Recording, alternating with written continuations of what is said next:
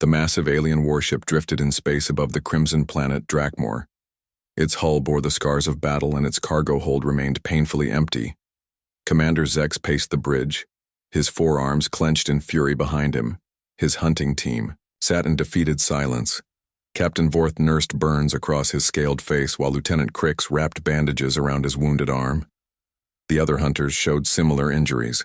Their expensive equipment lay broken and useless in the corner. 12. Cycles of preparation. Zex growled, his voice echoing through the metal chamber. The finest hunters from 7 worlds. Advanced containment systems, military-grade weapons, and what do we have to show for it? Nothing. The holographic display showed images of their target. 3 magnificent dragons that ruled the skies of Drakmor. The largest was a crimson beast the size of a shuttle. The second had midnight blue scales that seemed to swallow light. The third was smaller with silver scales that gleamed like stars. Sir, the creatures are not ordinary animals, Vorth said carefully. They displayed intelligence beyond our estimates. They anticipated our every move. They set counter traps. They worked together like a military unit. Zex slammed, his fist on the control panel. Intelligence makes them more valuable, not less. The Galactic Zoo will pay billions for sentient dragons. The private collectors will offer even more. We cannot return empty-handed. The hunt had been a disaster from the start. The team landed on Drakmor with confidence. They brought neural disruptors, energy nets, and sleep gas grenades. They had studied the dragons for months through orbital surveillance. They knew their flight patterns, their nesting areas, their hunting grounds. But the dragons had been watching them too. The first trap was set near a crystal lake where the dragons came to drink. The hunters waited for hours in their camouflaged positions. When the crimson dragon finally approached, they fired, their nets and gas canisters. The dragon simply vanished. Not flew away, not dodged, but actually disappeared like smoke. The nets passed through empty air. The gas spread uselessly in the wind. Then rocks began falling from above, large sharp stones that struck with perfect accuracy. Teleportation, Crix muttered from his medical chair. Or maybe illusion technology. We never detected any energy signatures. The second attempt failed even worse. The hunters set up a complex trap in a narrow canyon. They planned to drive all 3 dragons into the confined space where escape would be impossible. They used sonic disruptors to herd their prey forward. Instead, they found themselves trapped in the same canyon. The dragons appeared on the cliffs above, them blocking both exits. Fire rained down, melting their equipment and forcing them to take shelter. The dragons could have killed them easily, but chose not to. Instead, they played with their hunters like cats with mice. They were toying with us. Lieutenant Nexar admitted, his voice shaking. The silver one kept making sounds almost like laughter. It was enjoying our panic. The final attempt had been the worst humiliation. The hunting team brought out their heavy weapons, plasma cannons, and military-grade force fields. They surrounded the dragon's cave system and prepared for war. The dragons met them in open battle. It was no contest. The creatures moved faster than their targeting systems could track. Their fire was hotter than plasma. Their claws cut through armor like paper. They coordinated their attacks with perfect timing while the hunters stumbled over each other in confusion. But again, the dragons held back. They could have slaughtered the entire team. Instead, they disabled. Their weapons destroyed their equipment and sent them running back to their ship like scared children. The humiliation will spread across the galaxy, Zex said bitterly. The Galactic Hunting Guild has never failed so completely. How do we explain this to the Council? The truth was that they had underestimated their prey completely. Dragons were not simple beasts to be captured with nets and cages. They were ancient, intelligent creatures who had survived countless extinction attempts. They had learned to be patient, to watch, and to plan. On the planet below, the 3 dragons rested in their crystal cave home. Ember, the crimson one, groomed his scales, while Storm, the dark one, meditated beside a glowing pool. Luna, the silver dragon, practiced, her illusion magic making shapes of light dance in the air. They will send more hunters, Ember said, his deep voice rumbling through the cavern. Others will come seeking glory and profit. Storm opened one golden eye. Let them come. We have protected this place for 300 years. We can protect it for 300 more. Luna created an image of their recent battle, complete with tiny hunters running in panic. Did you see their faces when I made myself invisible? They looked so confused. The dragons had lived through the rise and fall of civilizations. They had seen their own kind hunted to near extinction across the galaxy. These three were among the last of their species, and they had chosen this remote world as their final refuge. They were tired of running, tired of hiding, but they were not ready to surrender. They had learned that showing mercy to hunters often led to more attempts. The galaxy saw mercy as weakness. Perhaps we should have killed them, Storm mused. Dead hunters tell no tales. Ember shook his massive head. No, we are not monsters. Despite what they believe, killing brings only more killing. We drive them away and hope they learn wisdom. But wisdom was rare among the hunting guilds. Profit and glory motivated them more than common sense. The failure on Drakmor would only make the dragons more valuable in their eyes, high above in orbit. Commander Zex made his decision. Send a message to the guild headquarters. Tell them we need the deep strike team. Bring the heavy cruiser and the experimental weapons. This is no longer a simple hunting mission, this is war. The communication officer hesitated. Sir, that level of firepower could damage the planet. The dragons might be killed instead of captured. Better dead dragons than no dragons, Zex replied coldly.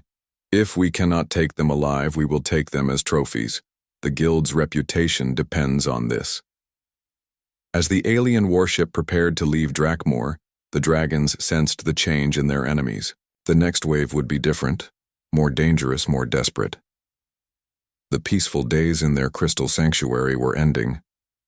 Luna stopped her light show and looked toward the sky. They will return with bigger guns. Storm nodded grimly. And we will be ready. Ember stretched his wings and breathed a small flame. We have survived worse. We are the last guardians of Drakmor. If they want our home, they will have to burn for it. The dragons did not know that their greatest challenge was not coming from the hunting guilds. It was coming from a small damaged ship carrying a single human female who would change everything they thought they knew about the galaxy and themselves. In the depths of space, that small ship limped toward Drakmor, carrying its unconscious pilot toward a destiny none of them could imagine. The storm raged outside the crystal caves for 3 days. Lisa huddled near the underground lake while winds howled through the mountain. The dragons had allowed her to stay but kept their distance, watching her with careful eyes. Lisa shared her emergency rations with them, even though the small portions meant nothing to creatures their size. It was a gesture of friendship that the dragons seemed to appreciate. Luna accepted a protein bar and examined it with curiosity. This tastes like cardboard, Luna said into Lisa's mind. Most human food does. Lisa replied with a laugh. We eat for survival, not pleasure. Storm approached the small fire Lisa had built from debris. You are not afraid of us anymore. Lisa looked up at the massive blue dragon. Should I be? Most humans are. Ember rumbled from across the cavern. Even the hunters who come with weapons, they fear us even as they try to capture us. Fear makes people do stupid things, Lisa said. I learned that long ago. She told them about her life on the frontier worlds where humans struggled to build new homes. Her parents had died in a mining accident when she was young. She grew up alone, learning to fix ships and navigate between stars. I spent most of my life in space, Lisa explained. Just me and my ship traveling from world to world. I thought I liked being alone until I crashed here. Luna settled beside the fire, her silver scales reflecting the flames. Loneliness is a cold thing. It grows inside you like ice, until you forget what warmth feels like. But you have each other. Lisa pointed out. Storm made a sad sound. We are the last 3 dragons on Drakmor, but we are not the same.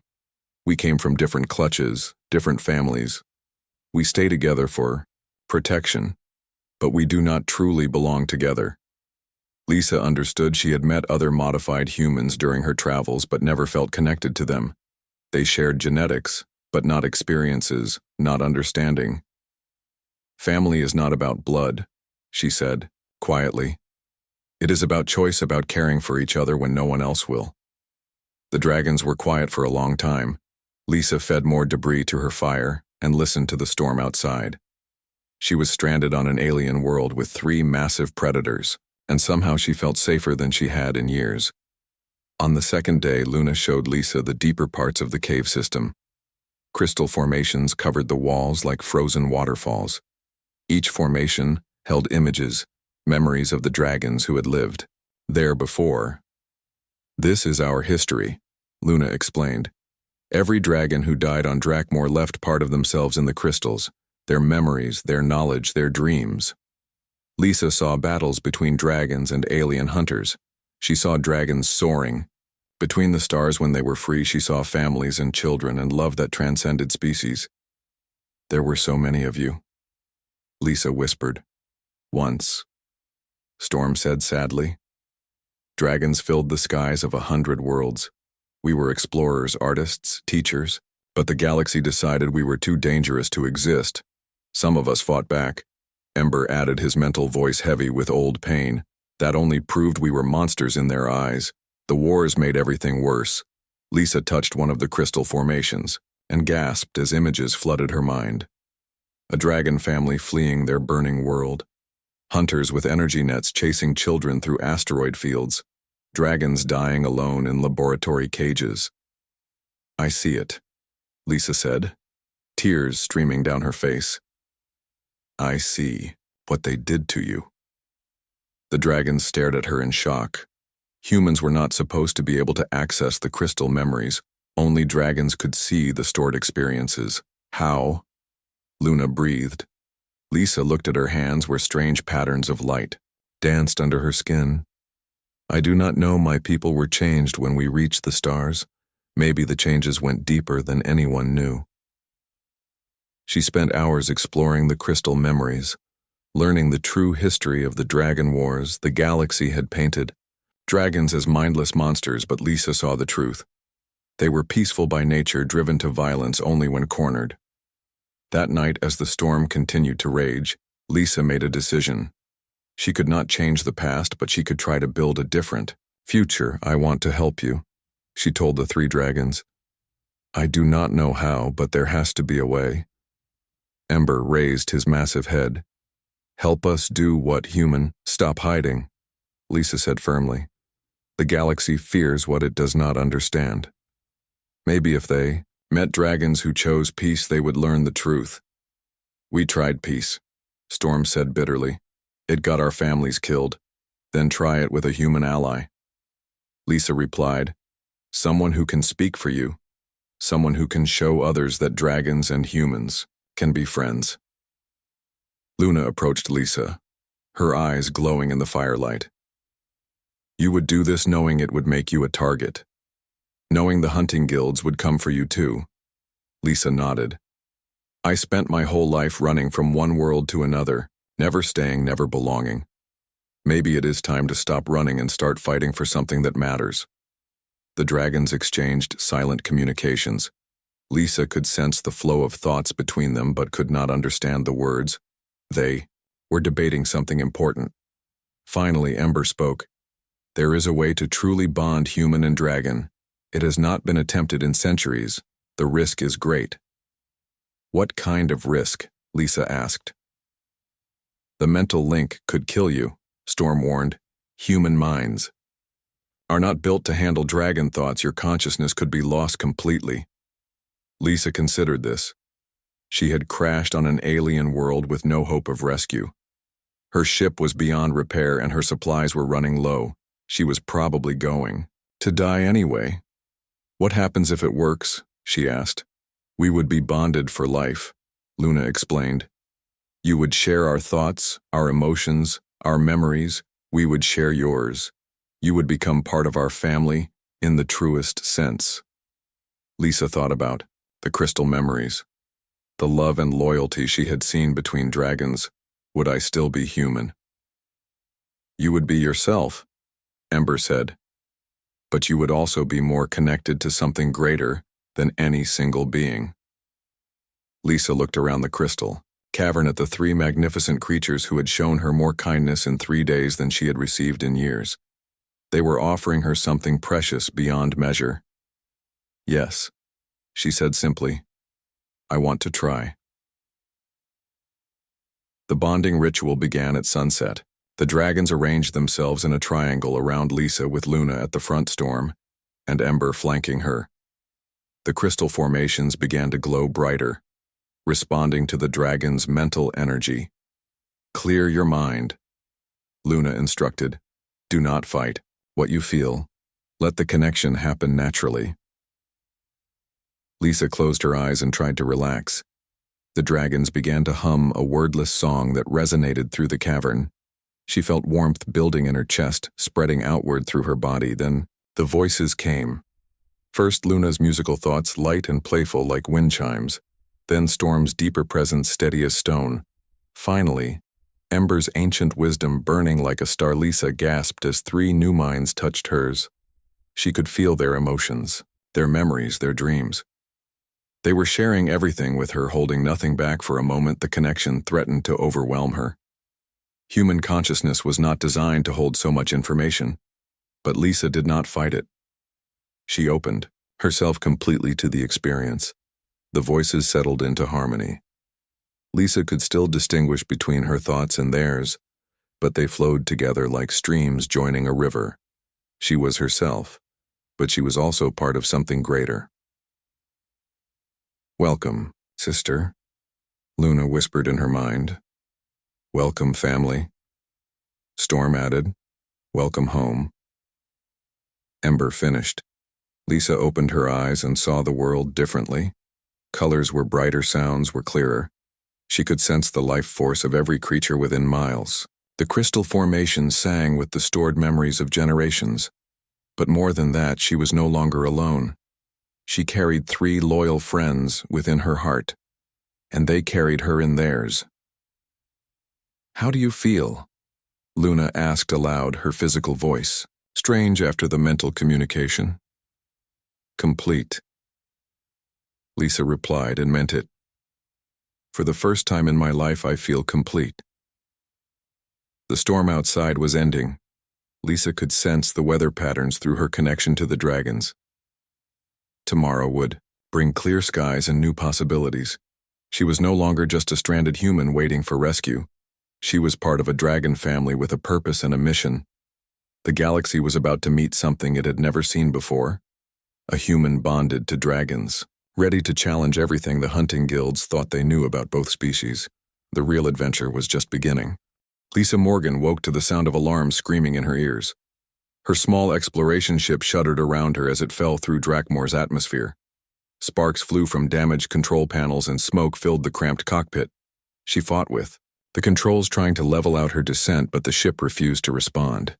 The left engine was completely dead, and the right one sputtered like a dying animal. The navigation system showed only static, and the emergency beacon was not working. Come, on, old girl, Lisa whispered to her ship. Just get us down in one piece.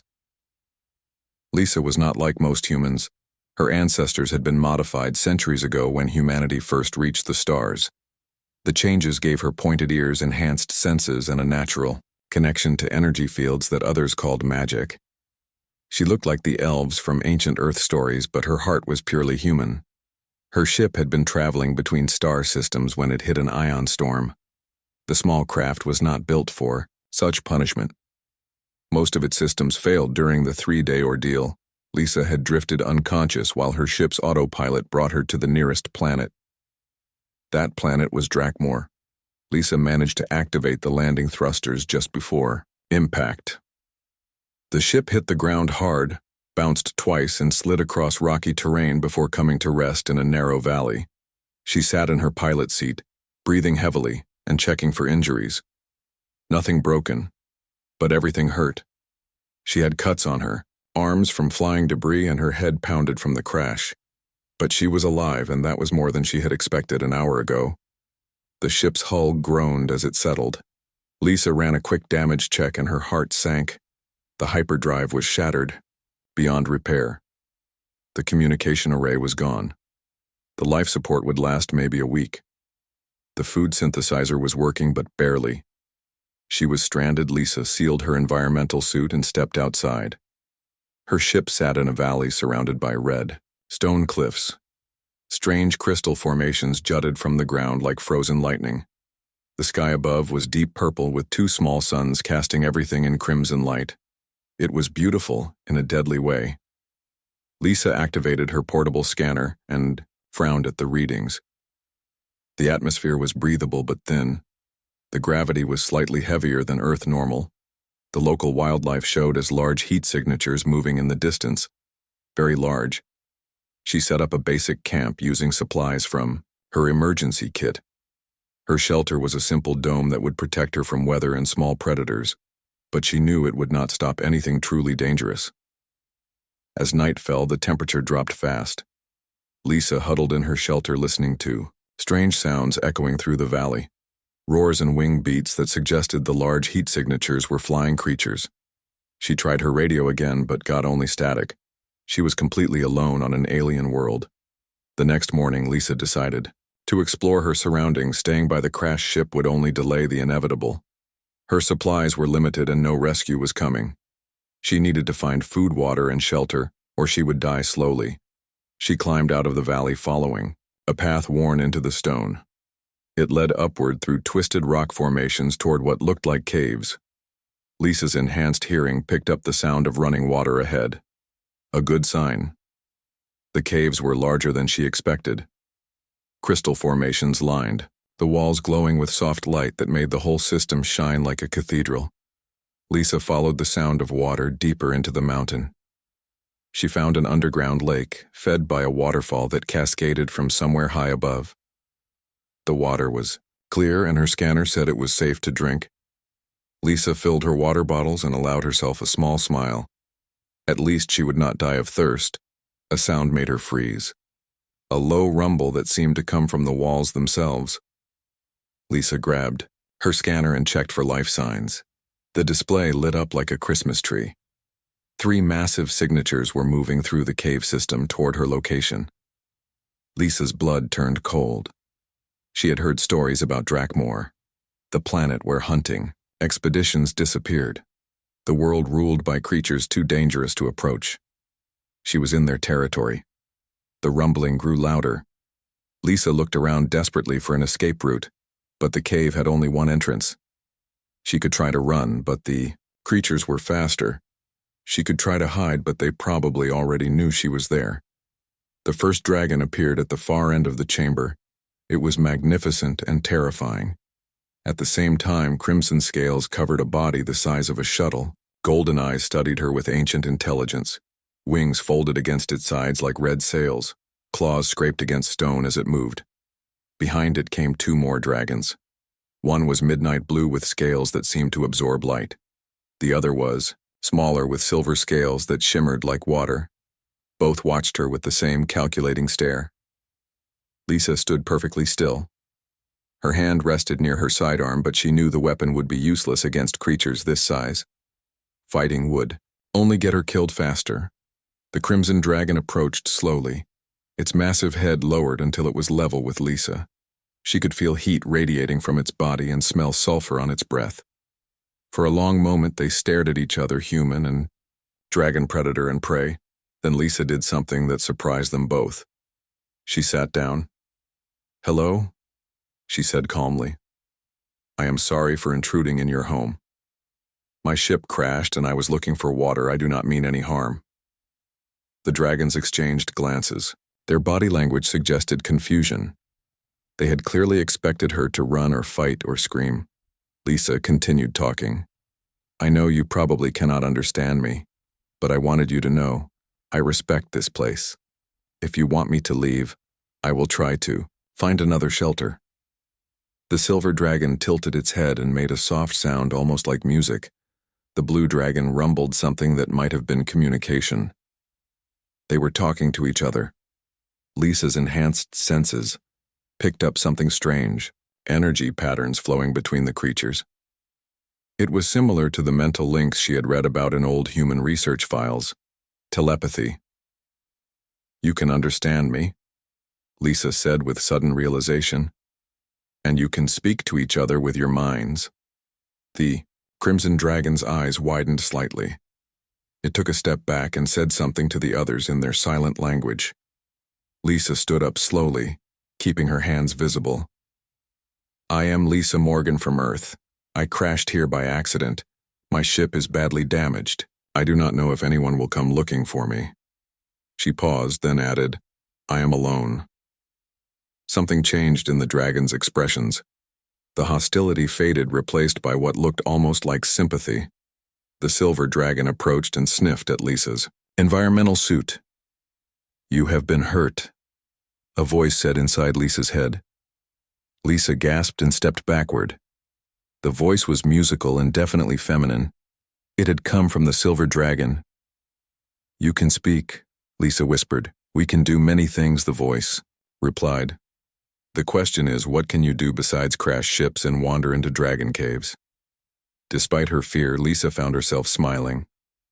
"Not much. Apparently, I am pretty good at getting into trouble, though." The blue dragon made a sound that might have been laughter. "She has spirit," another voice said in her mind, deeper and more serious than the first. "Most who find us are too frightened to make jokes." The Crimson Dragon studied Lisa for another long moment. Then he spoke, and his mental voice rumbled like distant thunder. "You are not what we expected, human." "What did you expect?" Lisa asked. "Fear," he replied. "Greed, weapons, attempts to capture or kill us. We have dealt with many hunting parties recently." Lisa's heart sank. "I am sorry. My people should not have tried to hurt you." "Your people," the silver dragon said curiously. "But you are not like the others. We sense something different about you." Lisa touched her pointed ear. "Genetic modifications. My ancestors changed themselves. When they reached the stars, some say we are no longer fully human." "But your heart is human," the blue dragon observed. "We can sense that too." The dragons moved closer, forming a loose circle around Lisa. She should have been terrified, but instead, she felt oddly calm. These creatures could kill her instantly, but they chose to talk instead. "What are your names?" Lisa asked. The silver dragon answered first, "I am Luna." Then the blue dragon spoke, "Storm." Finally, the crimson giant rumbled, "Ember, it is an honor to meet you," Lisa said formally. "Even if the circumstances are strange," Luna laughed in her mind. "Strange indeed. Most visitors bring nets and weapons. You bring nothing but politeness. And loneliness." Storm added softly, "We recognize that feeling." Lisa looked around at the three magnificent creatures and realized something important. They were alone too. The last of their kind hiding in caves, while the galaxy hunted them for profit. "How long have you been here?" she asked. "Centuries," Ember replied. "We are the last dragons on Drakmor. Perhaps the last anywhere. The others were taken or killed long ago." Lisa felt tears in her eyes. "I am sorry. Do not pity us, human," Luna said gently. "We survive, we endure, we guard our home. But you are lonely," Lisa said, understanding flooding through her. "As lonely as I am." The three dragons fell silent. Lisa realized she had touched something deep and painful in them.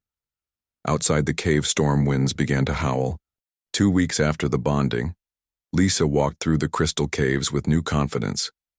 The mental connection to her dragon family had changed everything. She could feel their emotions like background music in her mind, and they could sense her thoughts in return. "The deep space scanners are picking up movement," Storm reported through their shared link. "Multiple ships approaching from the outer system." Lisa climbed to a high ledge where she could see the sky. 3 dots of light moved against the stars, growing larger by the hour. Her enhanced vision could make out the angular shapes of hunting vessels. "The guild is back," she said aloud. "And they brought friends." Ember landed beside her with barely a sound, despite his massive size. 7 ships this time. They carry heavier weapons and more hunters. This will not be like the last battle. Luna appeared on Lisa's other side, her silver scales catching starlight. They want us badly. The bounty on living dragons must be enormous now. Through her bond with the dragons, Lisa could feel their resigned determination. They had fought off hunting parties before, but each victory came at a cost. Eventually, the guilds would send enough firepower to overwhelm them. There has to be another way. Lisa said, "What if we do not fight them?" Storm's mental voice carried surprise. "You want to surrender. I want to talk to them." Lisa replied, "Show them that dragons are not monsters. Show them that cooperation is possible." Ember's massive head turned toward her. "Lisa, these are not diplomats, they are hunters. They see us as valuable cargo, nothing more." "Then we change their minds," Lisa said firmly. "I am still human. They have to listen to another human." The dragons were quiet for a long moment. Lisa could feel their doubt through the bond. They had tried peaceful contact before, always with the same result: betrayal and violence. "It is worth trying," Luna finally said. "If it fails, we can still fight." "If it fails, we could all die," Storm warned. "They will not expect a human allied with dragons. They might shoot first and ask questions later." Lisa smiled grimly. "Then we better make sure they listen." The next morning, the hunting fleet took positions around Drakmoor's orbital space commander. Zek studied tactical displays from his flagship bridge, while his officers prepared for battle. Scan results confirmed 3 dragons in the mountain cave system. Lieutenant Vorth reported, "No sign of defensive technology or advanced weapons." "They do not need weapons," Zex muttered. "Last time they made fools of us with nothing but claws and fire. This time we are prepared." The Deep Strike team had brought military-grade equipment, planet crackers that could shatter continents, energy weapons that burned hotter than stars' containment fields that could hold a small moon. "Sir, we are receiving a transmission," the communications officer announced. "Audio only coming from the planet's surface." "Put it through," Zex ordered. Lisa's voice filled, the bridge clear and calm. "This is Lisa Morgan calling the hunting fleet. My companions and I wish to speak with your commander." Zex frowned. "Companions, who are you, human?" "I am a crashed explorer from Earth," Lisa replied. "I have been living with the dragons for several weeks. They are not the monsters you think they are." The bridge crew exchanged glances. Commander Zex leaned forward in his command chair. "You have been living with them. Are you injured? Do you require medical assistance?" I'm perfectly fine," Lisa said. "In fact, I have never been better. The dragons are intelligent, peaceful beings. They only fought your previous teams because you attacked them first," Lieutenant Vorth whispered urgently. "Sir, this could be a trick. Dragons are known to be cunning. They might be using the human as bait." Zex nodded but continued the conversation. "Miss Morgan, we are here on a legal salvage mission. These creatures are valuable specimens needed for scientific research." Lisa's laugh carried, clearly through the speakers. "Scientific research, is that what you call the private zoos and fighting pits? What happens to the dragons after capture is not our concern," Zex replied coldly. "Our job is simply to acquire them. We can do this the easy way or the hard way. The choice is yours." "There is a third way," Lisa said. "You could leave them alone." "Not an option," Zex stated. "Stand aside, human. You are interfering with guild business." Lisa sighed through the connection. "I hoped it would not come to this, Commander. I'm sending you some files. Please review them before you do something you will regret." Data packets flooded the fleet's communication systems. Lisa had accessed the crystal cave memories and compiled them into human, readable formats. The files contained the true history of dragon civilization, their art, their science, their desperate flight from extinction. "Sir, you need to see this," the communications officer said, his voice shaking. "These files, they show dragons, building cities, creating technology. They had a spacefaring civilization that lasted thousands of years." Zex scanned the data with growing unease. The images showed dragons as more than beasts. They were teachers, artists, explorers who had once helped. Younger species reach the stars. Clever fake, he said. But doubt crept into his voice. Dragons are good at illusions. The files are real. Lisa's voice cut through his denial. And there is more. Commander, do you know why dragons stopped reproducing? Why there are so few left in the galaxy? She did not wait for an answer. It was not disease or natural disaster. It was heartbreak. Commander, dragons mate for life. When the hunting began, they watched their families torn apart. They chose to die alone, rather than bring children into a galaxy that would cage them. The bridge fell silent. Several officers stared at their displays with disturbed expressions. The tactical readouts showed heat signatures of 3 dragons who could have fled the planet at any time but chose to stay and defend their home. Enough, Zek snapped. Sentient or not, they are still our targets. Prepare the capture operation, all teams to assault positions. Wait. Another voice came through the transmission. This one was different, musical and clearly not human. Commander Zex of the Hunting Guild, I am Luna, I speak for the dragons of Drakmor. The bridge erupted in shocked murmurs. A dragon was speaking directly to them using human language. Luna continued, we know you seek to capture us for profit. We could fight you and probably win, but our human sister has convinced us to try a different approach. Sister, Zex repeated. What do you mean? Lisa Morgan has bonded with our family. A deeper voice added. Storm speaking, through the communication link. She is now part of our clan. Her safety is our primary concern. A third voice rumbled through the speakers, Ember's ancient presence filling the bridge with authority. We offer you a deal. Commander, leave Drakmor in peace and we will share something far more valuable than captured dragons. What could you possibly offer us? Zex demanded. Knowledge. Ember replied.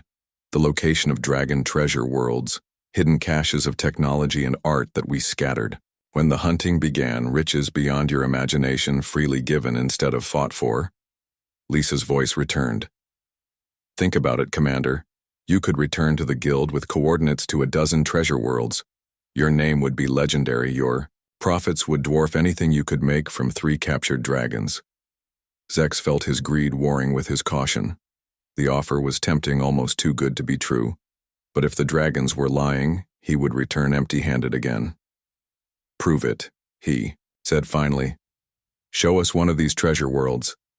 First you withdraw your fleet, Luna said firmly. Take your ships to the edge of the system. We will provide coordinates to the nearest cache as a gesture of good faith. And if it is a trap, Storm's voice carried grim humor. Commander, you have 7 military vessels, we have 3 dragons. If we wanted you dead, we would not need to trick you. Zex looked around his bridge at the uncertain faces of his crew. The dragon files had shaken their confidence. In the mission, several officers looked like they were questioning everything they thought they knew about their prey. Sir, Lieutenant Vorth said quietly, the tactical analysis shows they are right. They could have attacked us at any point instead. They are trying to negotiate. Maybe we should listen. Zex made his decision.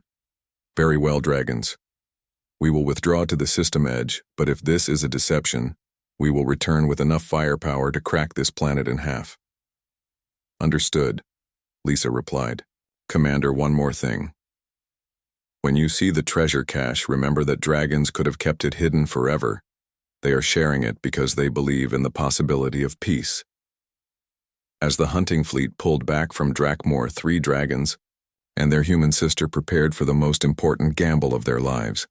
They were betting everything on the hope that greed could overcome hatred, and that sometimes the best way to win a war was to give your enemies exactly what they wanted, though. Coordinates Luna provided led to a dead system 12 light-years away. Hidden in the asteroid belt was a dragon cache untouched for centuries. When the hunters opened the ancient vaults, they found technology, art, and precious metals worth more than most planets. Commander Zek stared at the treasure readings on his scanners. His crew worked frantically to catalog the riches, their cargo holds filled with wonders beyond imagination. Sir, Lieutenant Vorth approached cautiously. The dragons have sent another message. They are providing coordinates to 11 more caches as promised. Zex nodded slowly, his anger fading into calculation. 1 cache had made his crew wealthy beyond dreams. 12 caches would make him the most successful hunter in guild history. Perhaps there was more profit in befriending dragons than in caging them. 6 months after first contact, Lisa stood on the observation deck of her new ship watching Drakmor grow smaller in the view screen. Behind her, 3 dragons rested in specially designed quarters that gave them room to stretch their wings. The ship itself was a marvel of cooperation. Human engineering combined with dragon knowledge had created something neither species could have built alone. Crystal formations lined the corridors, storing memories and knowledge while human computers processed data at impossible speeds. The Guild Council meeting is tomorrow, Lisa said through her bond with her dragon family. Are you ready for this? Ember's mental voice carried nervous anticipation. As ready as we can be. It has been 800 years since dragons spoke openly in the Galactic Assembly. Luna appeared beside Lisa, her silver scales reflecting starlight through the view screen. Do you think they will listen? Some will, Lisa replied honestly. Others will see us as a threat to their profits, but we have allies now. The transformation had not happened overnight. Commander Zex's successful treasure hunting had sparked a revolution in the guild.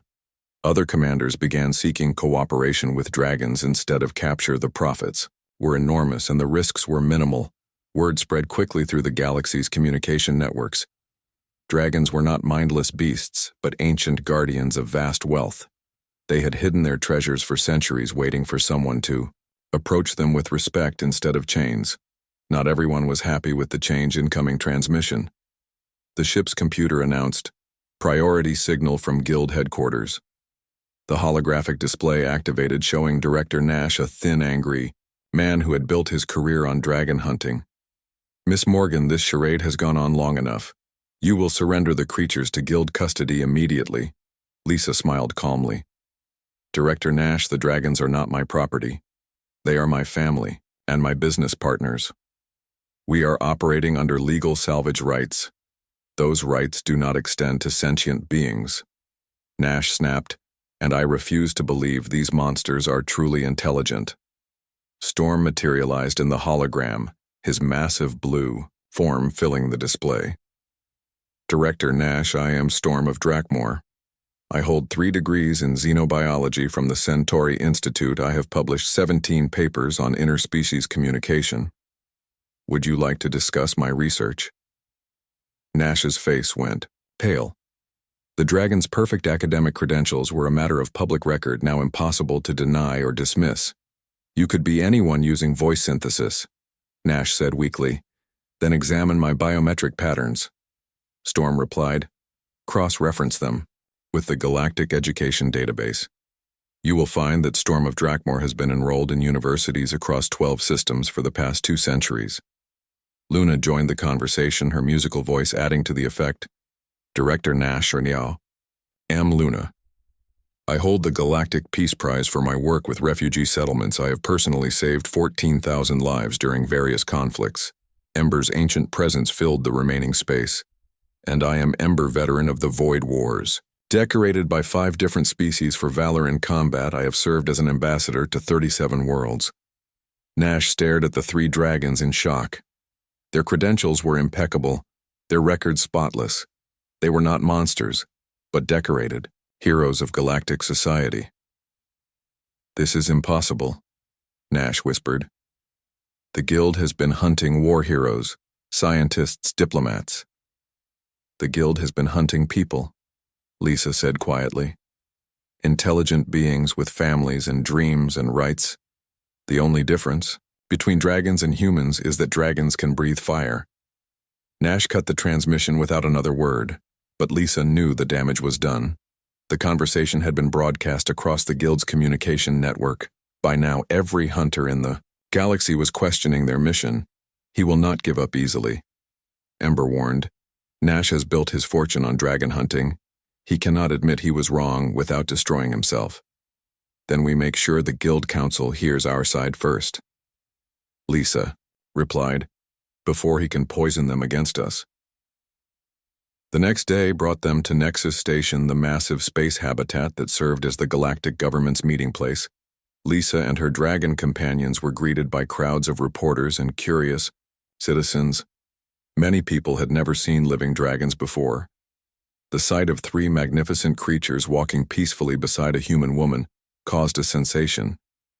Children pressed against barriers, trying to get closer, while their parents watched in amazement. "Lady Lisa," a reporter called out, "is it true that dragons can live for thousands of years?" "Some can." Lisa replied, "Ember is over 2,000 years old. He has watched the rise and fall of entire civilizations. Are they dangerous?" Another reporter asked. Luna answered for herself, "We are as dangerous as any intelligent being. We can defend ourselves and our loved ones when threatened, but we prefer peace to violence." The crowd murmured in amazement. More people were arriving every minute. Word spreading that real dragons were on the station. Lisa noticed that fear was giving way to curiosity and wonder. The guild council meeting was held in the station's largest assembly hall. Lisa entered with her three companions while Director Nash sat with his supporters on the opposite side of the room. Between them sat the neutral arbitrators who would decide the dragon's fate.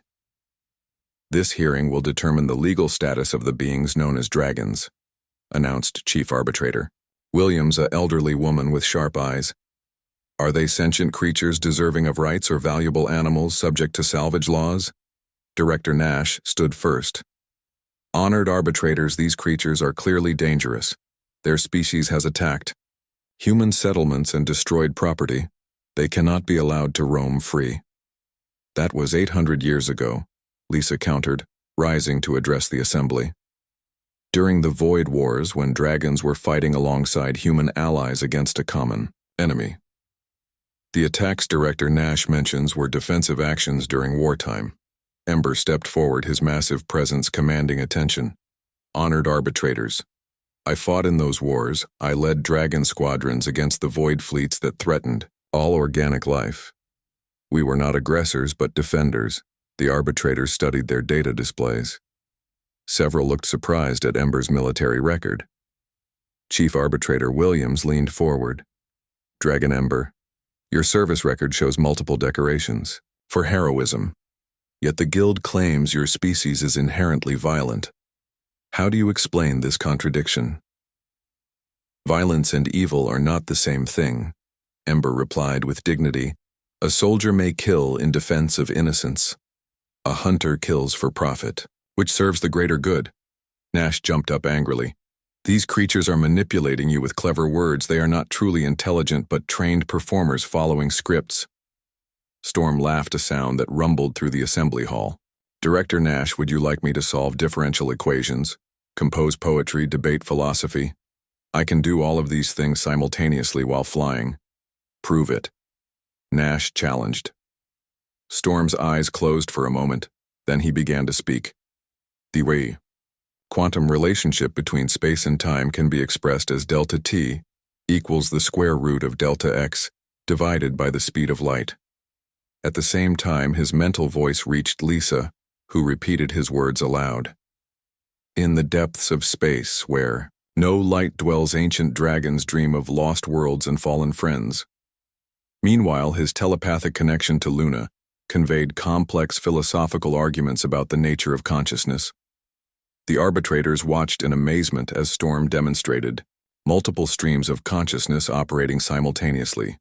No trained animal could fake such complexity. "Furthermore," Storm continued, "I can prove my intelligence by predicting your next argument. Director Nash, you will claim that advanced AI could simulate these capabilities." Nash's mouth fell open. He had indeed been preparing that exact argument. Luna stepped forward. "If we were AI constructs, we would be property of whoever created us. Yet we clearly predate human technology by millennia. Our crystal memory cores contain records spanning 10,000 years." She gestured and holographic images filled the air. Ancient dragon cities on worlds that no longer existed. Scientific discoveries that had shaped galactic civilization. Artistic works of breathtaking beauty. "We are not products of human engineering," Luna said. "We are an ancient species that chose to hide rather than fight for our survival." Chief Arbitrator Williams studied the evidence with growing amazement. These records appear authentic and they clearly predate known AI technology. Director Nash made one last, desperate attempt. Even if they are intelligent, they are still dangerous. A thinking predator is worse than a mindless beast.